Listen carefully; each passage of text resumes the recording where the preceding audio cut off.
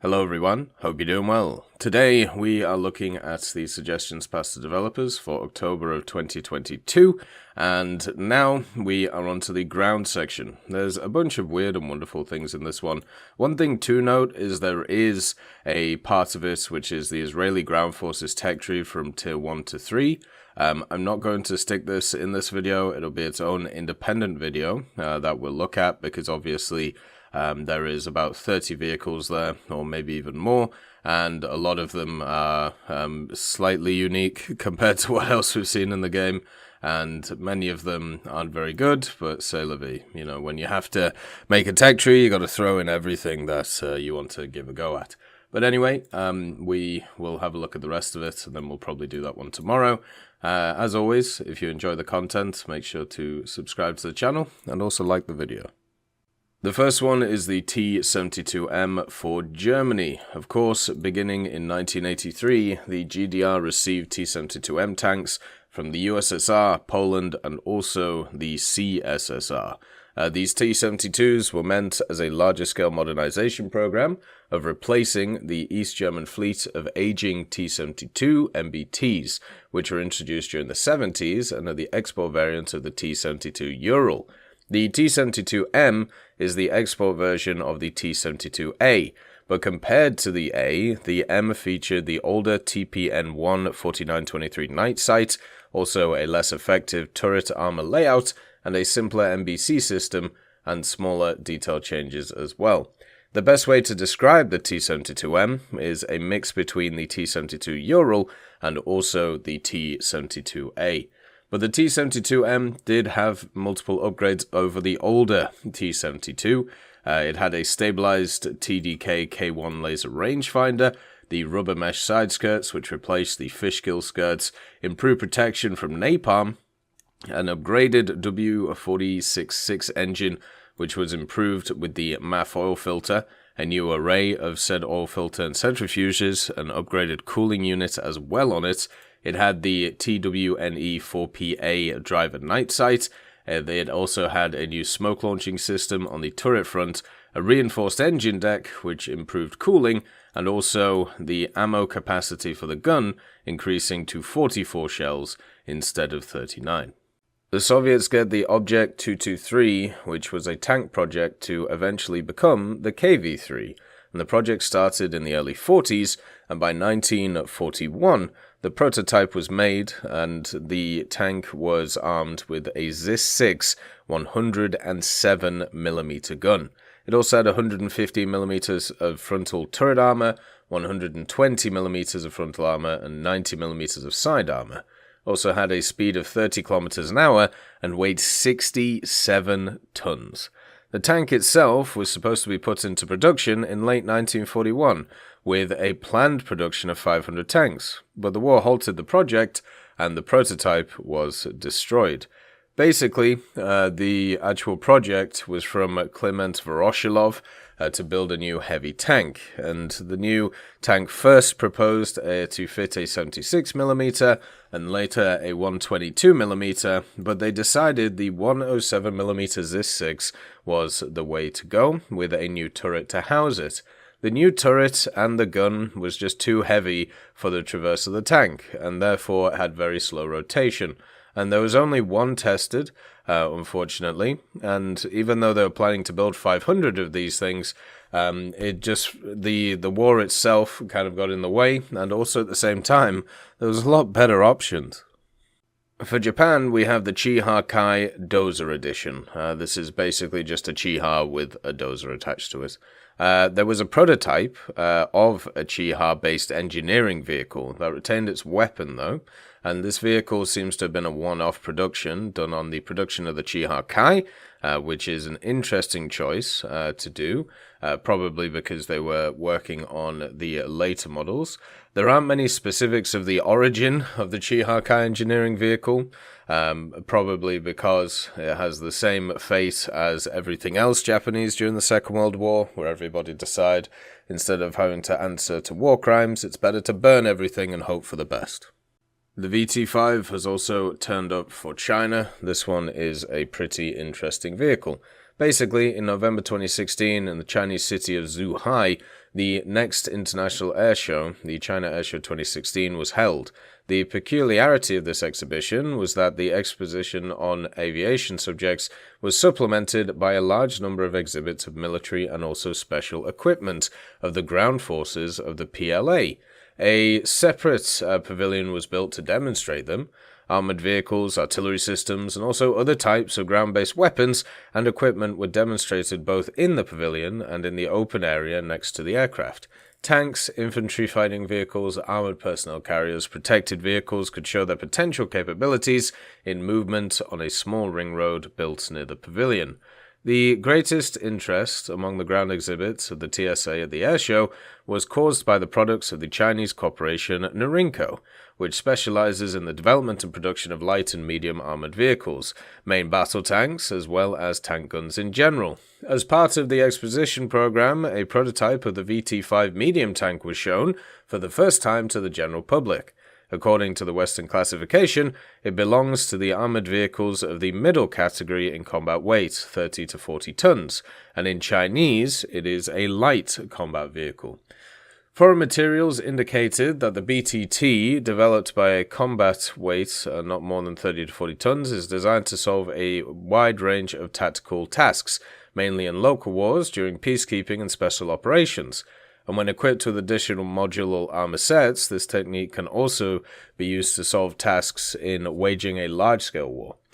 An important feature of all work carried out in this direction is pre-planned wide export deliveries. The development of the VT-5 tank began in the late 2000s, and it's intended to replace the Type 62 light tank, which is still in service with the SPLAA. The layout of the VT-5 medium tank is traditional.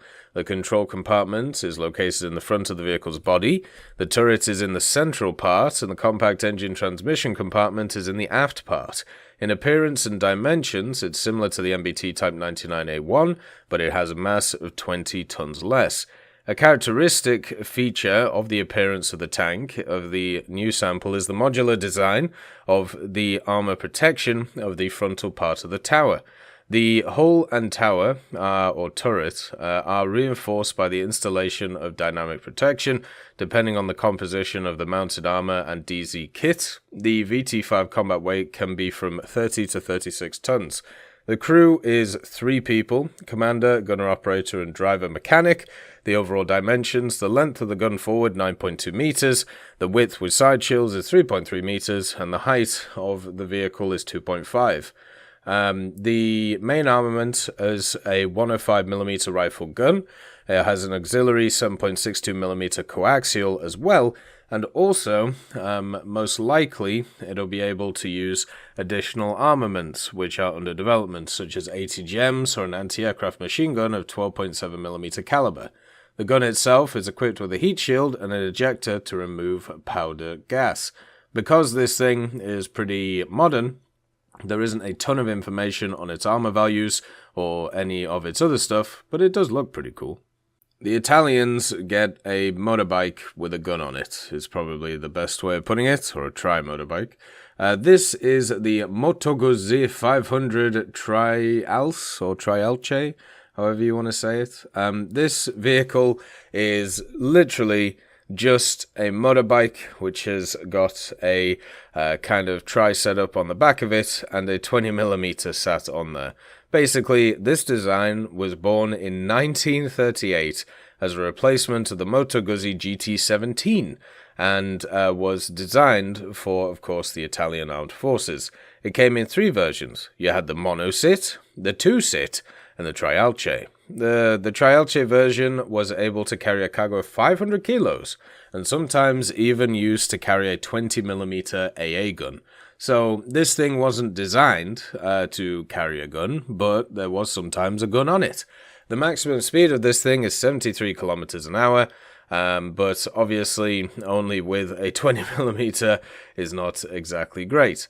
The vehicle itself, the gun is a 2060 Breda Mod 35. It would have a crew of 2, and also its engine would mean that it could go an operational range of 230 kilometers and hopefully a maximum speed of 73.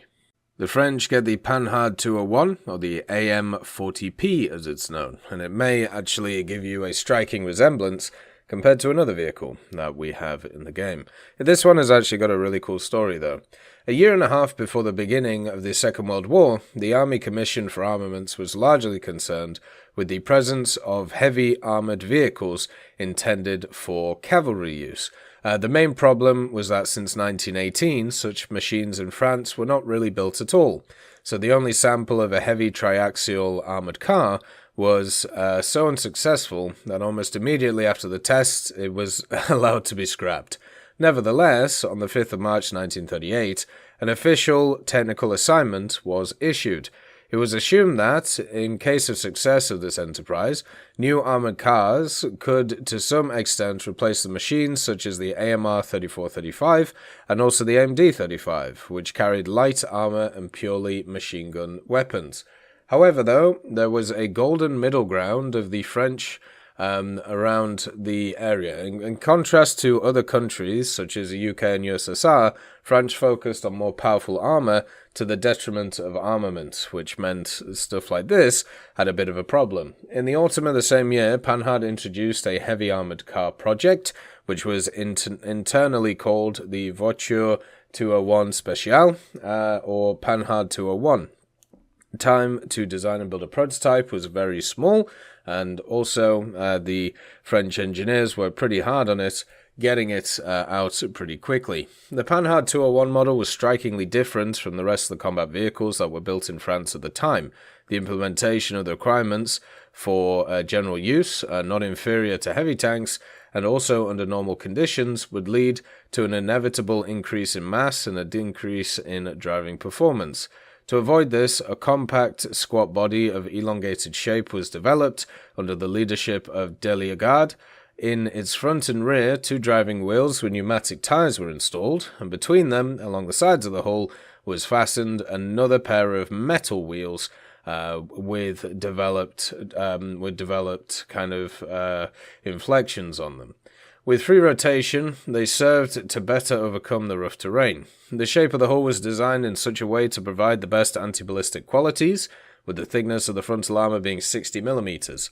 The front part had a rather complicated shape with a very sloped nose, on the roof of which there was a tower, or a turret, of futuristic outlines with a 25mm SA-35 gun, and a 7.5mm machine gun. The prototype was equipped with an engine of 85 horsepower and a working volume of 3,438 cc's.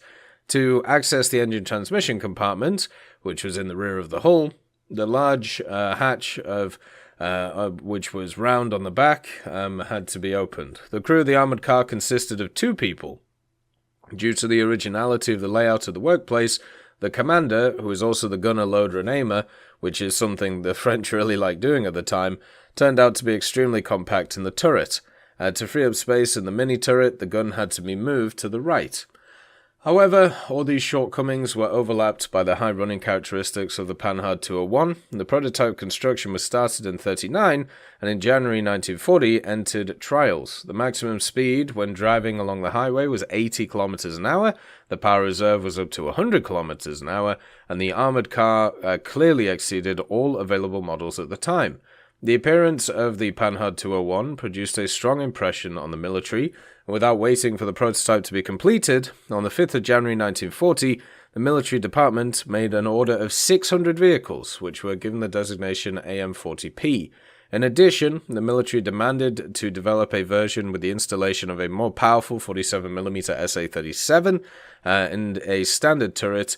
This modernization was, of course, impossible, so it took a long time to develop a new one. By the way, this was not this was not unusual. If you have a look at a lot of the other French projects at the time, they were ordered in mass numbers, and of course the production just could not keep up. Whether it was because of strikes or infighting or lack of materials, nothing ever really came out, which is why a lot of France's 1930s industry, especially when it comes to ground vehicles, was incredibly dysfunctional.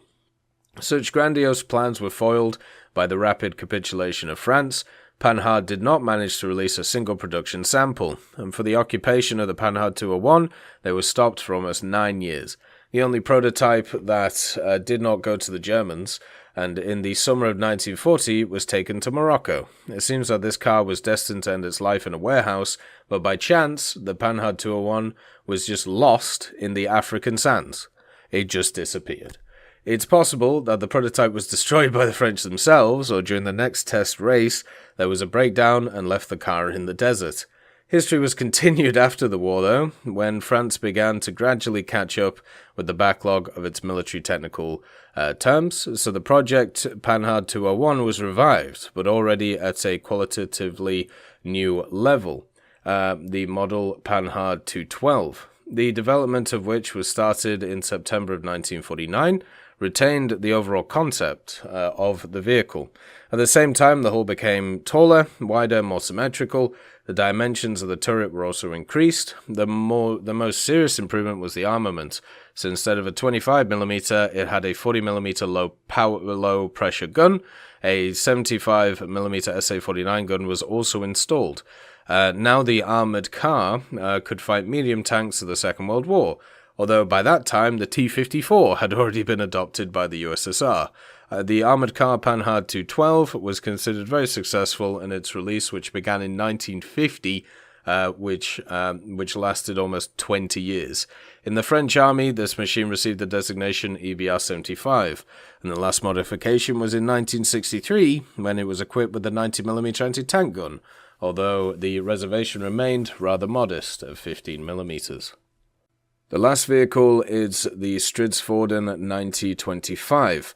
This vehicle is the first development of the CV90 family. It was planned to be put into service alongside the STRF 9040 in the Swedish Army, and it was built and tested, of course, much before then, in 1986. The STRF 9025 had a similar layout to the 40, and both vehicles were designed in parallel to be the new Swedish IFV. The 9025, the reason why it's called this is because it had access to a 25mm M242 Bushmaster autocannon. The turret itself had the same design as the 40 and also was electrically controlled.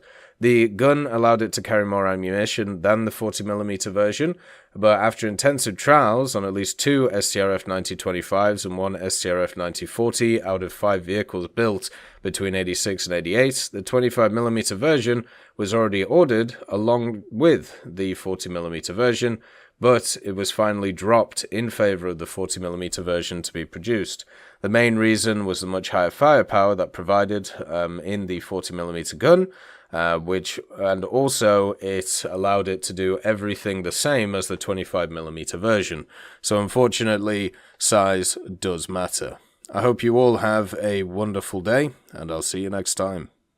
I'd like to thank Forge, Siegebreak, Carrion Crow, Nicholas Richardson, Elove Goat, Pyman, Winter Scientist, Merciless Reaper, Orange Tail, Teddy, Daniel Stanton, Moxie, B. Young, and also Sem Arslan, Wilkski, Uncle Bean, Derek R., Bareen, Lafouche, and Samuel Slick for supporting the channel.